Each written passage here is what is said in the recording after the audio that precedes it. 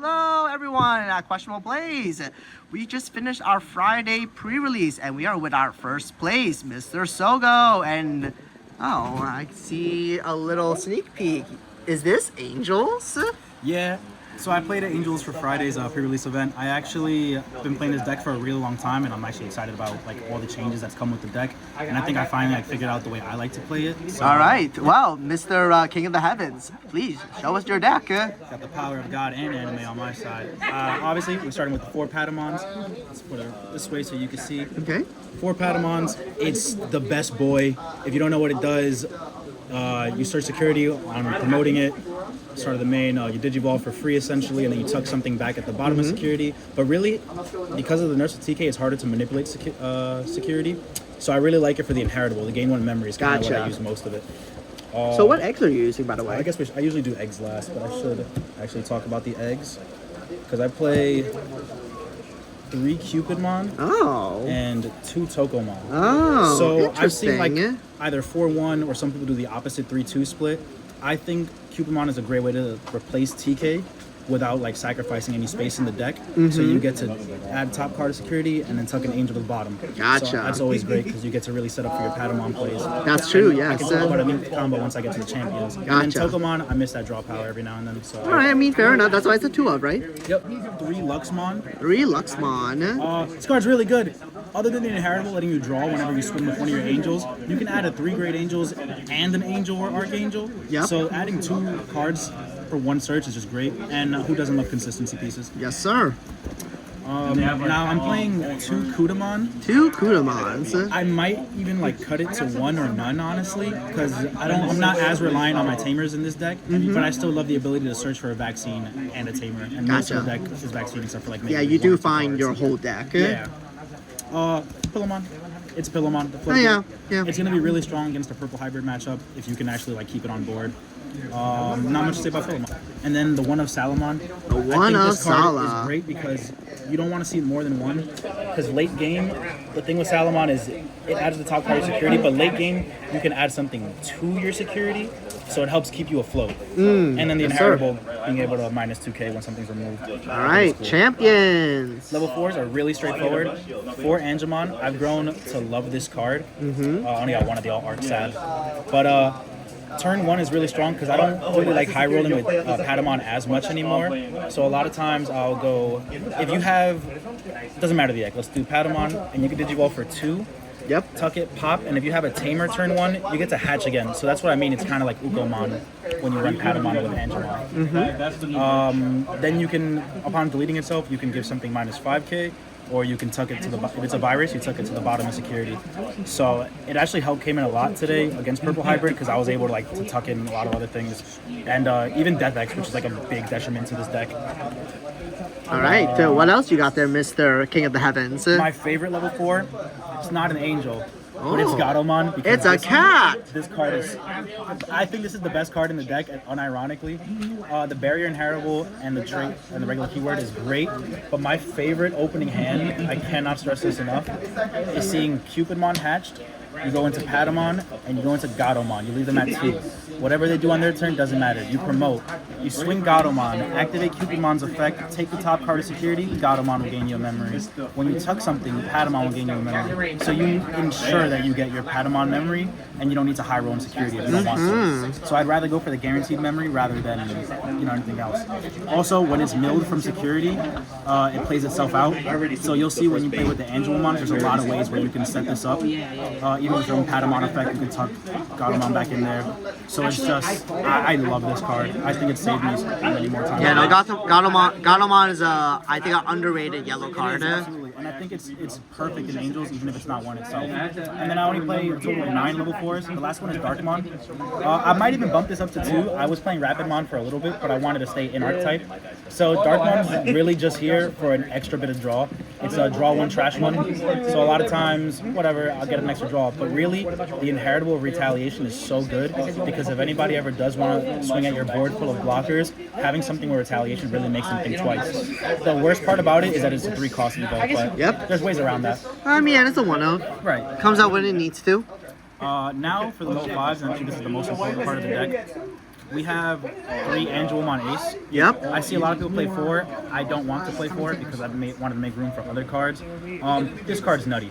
It's easy to talk about when it's with Dominimon because that's like the real combo that makes it shine.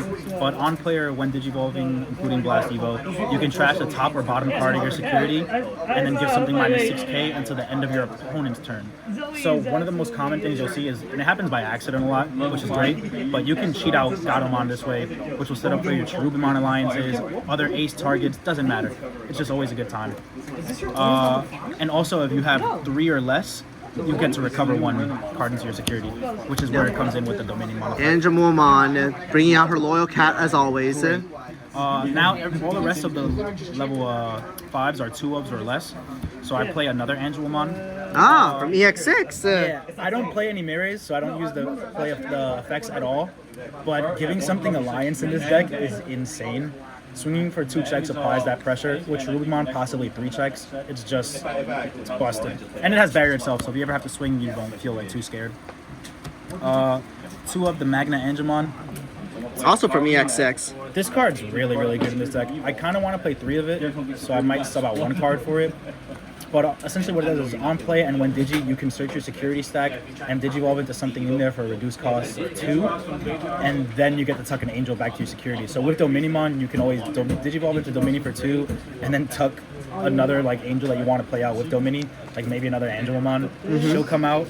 At that point, you'll have at least 3 or 4. You get some trash security, and then you get to give something 6k again, and then recover, and then you get to go nuts after that.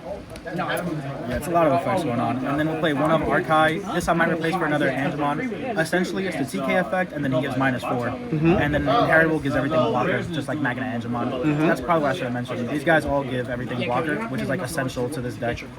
Because I feel like going wide, you want a lot of blockers. And then the 1 of Magna Angemon Ace. Not much to say. I think the real value in this card is going first. If you just hard drop a Magna Angemon turn 1 and put them to 4, not a lot of decks will know what to do. You'll have 6 cards in your security, so it'll make whatever you have back here. Like if you have a Patamon, it'll make it a little liver. And then turn 2, you just go over, what is it, like a level 6? You can go into Dominimon, and then you have a turn 2 Dominimon, at least 3 Mons on board, and they can't really do anything about it. Quick way to get rid of something. That's what I'm saying. And it's a floodgate killer.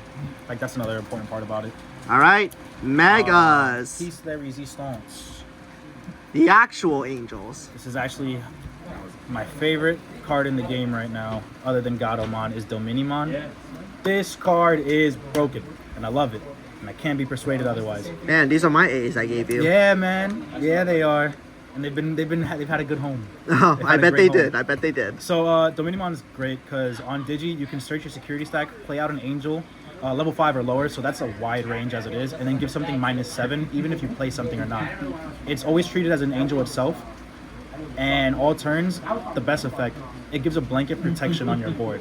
So if anything were to remove any of my Angels from the board, doesn't matter how they're removed, we'll get to that. Yeah. I just trash a card for my security and keeps every Angel safe. The real value is when you have it with Angelomon. If you have both these guys on board, and let's say you have 3 cards in security, they'll try to blow up a mon, you'll protect it, and then Angelomon will recover you it. So it's just like they have to work twice as hard to do anything. Yeah, that's very true, yeah. But you don't have you don't have protection from battle, sadly. Yeah, but that's where all the barrier usage comes in, and then even one of the tamers helps with that. That's true, yes. But yeah, talk about the elephant in the room. This deck loses to the mirror. I know that's weird to say because it's a mirror, so how does it lose to itself? But there's no protection against DP reduction. Not technically. Right. Yeah, not technically. So Syndramon is a super uphill battle. In fact, I think it loses like 7 times out of 10. It's just nothing you can do about it. And then Black decks just de-digivolve this deck to death, and there's nothing you can do about it. Once you lose Domini to like DP reduction or de-evo, then it's like, If they de-digi your Domini, just, better hope you have another one, and even then, yeah. Well, I know Domini's not the only Mega you play, yeah? Absolutely not. We're getting to 2 Cherubimons. This card has saved me so many times. Flip it. On Digi and on play, you can play a level 4 lower green or yellow Digimon, and then give something -4 for each other body you have. Each other body, just always remember that. But this card's always really fun because you essentially create a blocker. If you have any of these 3 under it, let's say you ace over Archive, whatever, and then you play out even Luxmon for It's a 3. blocker. It's a blocker now. You've got like a little blocker, and this has won me, like it's been able to let me stall, and then I can recover back my life the next turn. And other than that, it just has Alliance, and I like punching things really hard. Yes, So, sir. We I love don't know anyone punching who things. doesn't. So yeah. And now this is my new favorite Mega in the entire game. Is Shadow Serafi Ace. Shadow Serafi This Ace. card is this card is a menace, an absolute menace. So I even got the nice 8/8. Like any other ace, blast Digi, but it can also blast Digi over a Serafimon, which I also run one of. I'm gonna show all of these at the same time because it's called the Serafi package. So the Serafimon I think is just better than the ace right now, because whenever you recover, it doesn't matter whose turn, you get to give something -7. So if you have Domini, Angelomon, and this on board, you're gonna be minusing something 7 every time you protect something, essentially. And then it gains security +1 for the turn. So if it's on your turn, you can punch really hard twice. So, and if you have, this is other really neat combo I like doing with it. If you have Angelomon under it, you essentially get to swing for 3 checks at big as hell. Punching 3 times sounds really good. Yeah. Who knows Angels could punch? And then also, let me finish up with Shadow Serafi because I lost my train of thought. Whenever an attack target is changed, he gives -5. But the best part about this card is Digivolve 3. Yeah. So that's really just good. such a strong effect, especially now that there are like tamers running around wild.